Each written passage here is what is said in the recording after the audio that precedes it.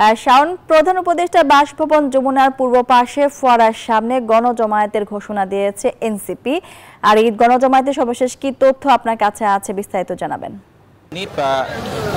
গতকাল রাত 10টা থেকে কিন্তু প্রধান উপদেষ্টার রাষ্ট্রীয় বাসভবন যমুনার সামনে অবস্থান নেয় জাতীয় নাগরিক পার্টি সহ জুলাই আগস্ট আন্দোলনের যারা অংশগ্রহণ করেছিলেন সেই সব ছাত্র জনতা।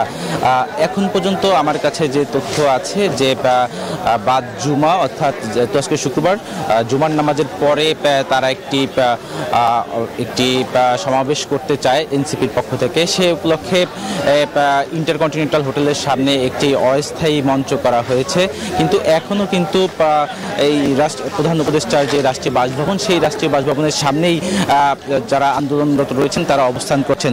কিছুক্ষণ আগে আপনি দেখতে পাচ্ছেন আমার পেছনে যারা অবস্থান করছেন তা একটু আগে এখান থেকে সরে গিয়েছেন। তারা সরে গিয়েছেন মূলত তারা যেটি বলছেন যে যেহেতু নামাজের সময় ঘনিয়ে আসছে এই কারণে তারা এখন যে অস্থায়ী মঞ্চটি তৈরি করা হয়েছে সেই অস্থায়ী মঞ্চের সামনে তারা যাচ্ছেন।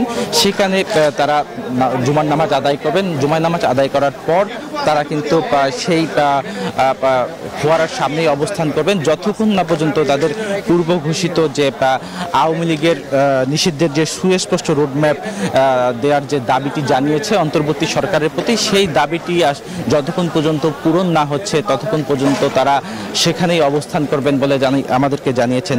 তো এখন পর্যন্ত আমার কাছে যে তথ্য রয়েছে সেটি হচ্ছে তারা সেই অস্থায়ী মঞ্চের সামনে অবস্থান করবেন কিছুক্ষণ নামাজ আদায়ের পর। এরপরই এনসিপি সহ অন্যান্য যারা রাজনৈতিক দল এই আন্দোলনে যোগ দিয়েছে তারা সেখানে অবস্থান নেবেন।